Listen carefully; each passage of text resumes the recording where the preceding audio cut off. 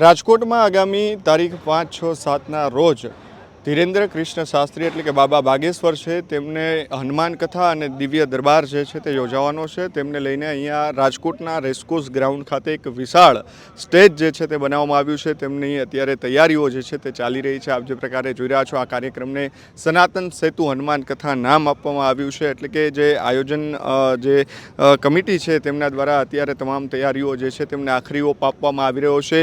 1 લાખથી પણ વધારે લોકો અહીંયા બેસી શકે તે પ્રકારની વ્યવસ્થા રેસકોર્સના ગ્રાઉન્ડની અંદર કરવામાં આવી છે। અલગ અલગ ગેટ જે છે તે બનાવવામાં આવ્યા છે, વીઆઈપી એન્ટ્રી અલગ કરવામાં આવી છે, લોકો માટે એન્ટ્રી અલગ કરવામાં આવી છે। ઉલ્લેખનીય છે કે આ બાબાનો જે કાફલો આવવાનો છે તે આખો ઇલેક્ટ્રિક કારમાં તેઓ આવશે તેવું પણ અત્યારે જે સમિતિ છે તેમના દ્વારા જાહેર કરવામાં આવ્યું છે।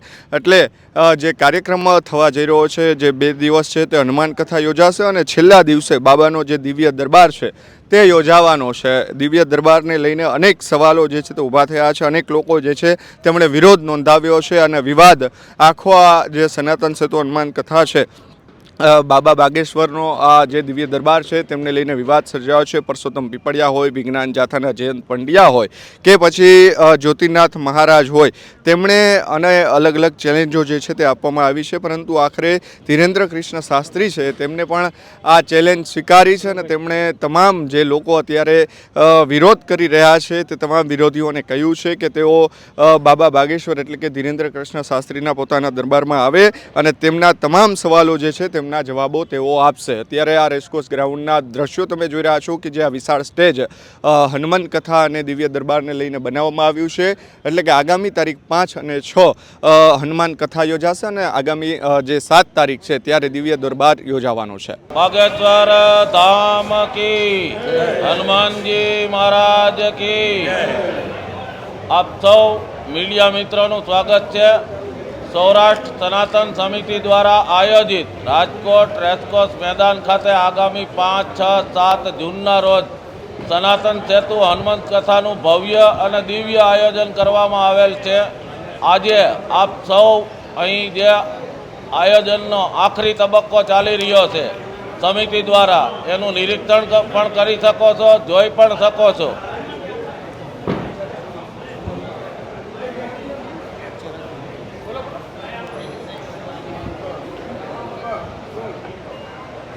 તો આજે આપ સૌ મળ્યા છીએ મીડિયા મિત્રોએ જ્યારથી કાર્યાલય ઉદ્ઘાટન થયું, કાર્યક્રમ નક્કી થયો ત્યારથી ખૂબ જ સપોર્ટ આપેલો છે અને આજે આખરી તબક્કાનું આપણે જે આયોજન કરવામાં આવી રહ્યું છે, છેલ્લી ઘડીનું તૈયારીઓ થઈ રહી છે આયોજકો દ્વારા, એનું નિરીક્ષણ કરી લોકોના ધ્યાન ઉપર મૂકો એ માટે આપ સૌ સાથે મુલાકાત ગોઠવવામાં આવેલી છે।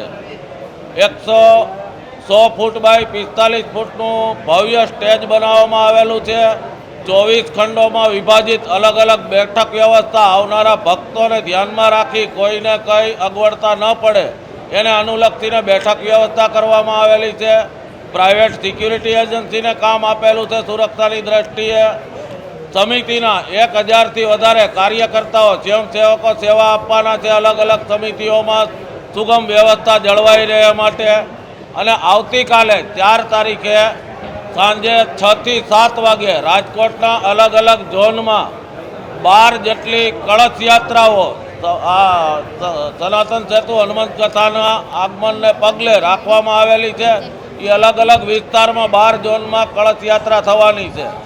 5 તારીખે મહારાજશ્રીનું આગમન રાજકોટ એરપોર્ટ ખાતે થશે। ત્યાંથી બોમ્બે સુપરસીટ કુવાડવા ખાતે સ્વાગતનો કાર્યક્રમ છે। ગ્રીનલેન્ડ ચોકડી ખાતે સ્વાગત થશે। ડીમાર્ટ કુવાડવા રોડ શિવશક્તિ હોટલ પાસે સ્વાગત પોઈન્ટ છે। રણછોડદાસજી આશ્રમવાળા ચોકમાં છે। ડિલક્સ ચોકે સુભાષચંદ્ર નેતાજી બોઝની પ્રતિમાને મહારાજશ્રી દ્વારા ફૂલહાર અર્પણ કરવામાં આવશે। સિવિલ હોસ્પિટલ ચોકે આંબેડકરજીની પ્રતિમાને ફૂલહાર અર્પણ કરી ચૌધરી હાઈસ્કૂલ ચોકે સ્વાગત કાર્યક્રમ છે। શારદા બાગે શ્રી વાલ્મીકીજીની પ્રતિમાને ફૂલહાર કરી બહુમાળી ભવન ચોકે લોખંડી પુરુષ સરદાર વલ્લભભાઈ પટેલને ફૂલહાર કરી જિલ્લા પંચાયત ચોક સ્વાગત કાર્યક્રમ। કિસાનપરા ચોક, અક્ષરમાર્ગ કોર્નર, કોટેચા ચોક અને ત્યાંથી જ્યાં મહારાજશ્રીને ઉતારો આપવામાં આવેલો છે ત્યાં એમનું નિવાસ રહેશે। મહારાજશ્રીના આવાગમન દરેક વખતે ઈવી કારનો જ ઉપયોગ એમના કાફલામાં થવાનો છે।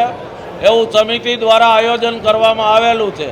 અને આપના મીડિયાના માધ્યમથી હું સર્વે ભક્તોને પણ અપીલ કરું છું કે શક્ય ત્યાં સુધી સીએનજી અને ઈવી વાહનનો ઉપયોગ કરી, અગર તો કોર્પોરેશન દ્વારા આજે જે રૂટ જાહેર કરવામાં આવે કથા સ્થળે આવવા માટેનો, એનો માસ ટ્રાન્સપોર્ટેશનનો વધુમાં વધુ ઉપયોગ કરી જે અત્યારે વૈશ્વિક પરિસ્થિતિ છે એમાંથી આપણે સુગમ રસ્તો કાઢી આપણા ધર્મનું રક્ષણ કરવા, ધર્મનું જ્ઞાન લેવા અને શ્રદ્ધા વિશ્વાસથી સૌ આ સનાતન સેતુ હનુમંત કથામાં જોડાય એવી સર્વે ભક્તોને અપીલ છે.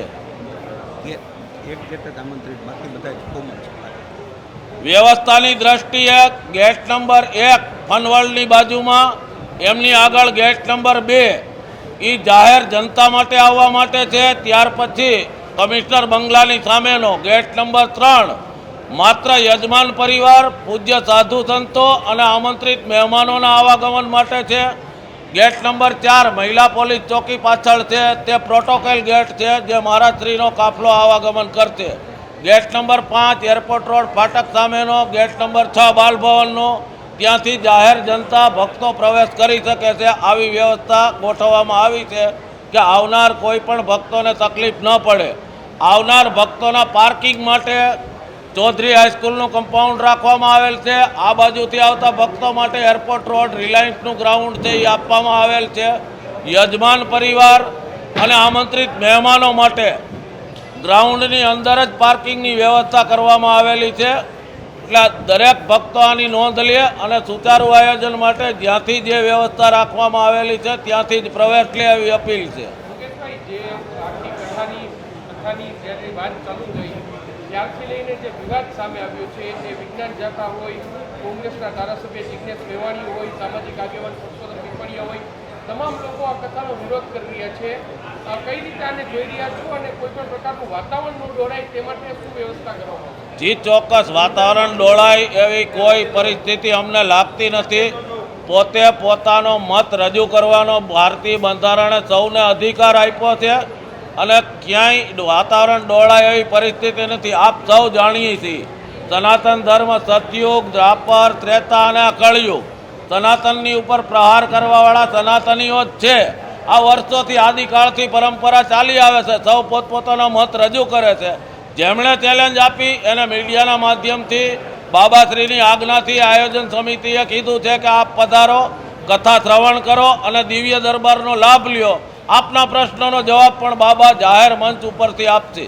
કેટલીક શરતો મૂકી છે, પ્રોટેક્શન આપવું, વ્યવસ્થા કરવી, શરતો મૂકી. એ શરતોનું એમણે તંત્ર પાસે કે પોલીસ તંત્ર પાસે પ્રોટેક્શન માંગવાનું હોય. સમિતિને રાજ્ય સરકારે કે સરકારે એવો કોઈ પાવર નથી આપ્યો કે અમે કોઈને પ્રોટેક્શન આપી શકીએ. અમે બાંહેધરી આપી શકીએ કે ગ્રાઉન્ડમાં એમની સાથે કોઈ ખરાબ વર્તન નહીં થાય.